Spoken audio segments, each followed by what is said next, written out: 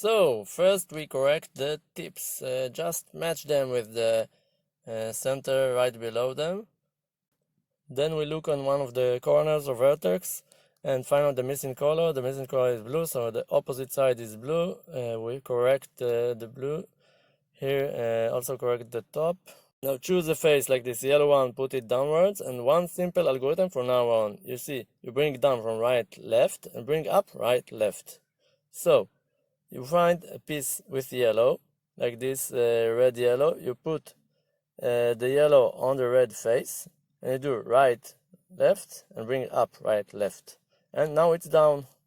Now we found another yellow edge like this yellow blue. We put it on the blue. It's on the left, so we start with the left, right. And we've completed the yellow face and the first layer. Now we can choose any other edge to correct elsewhere, like this blue and red.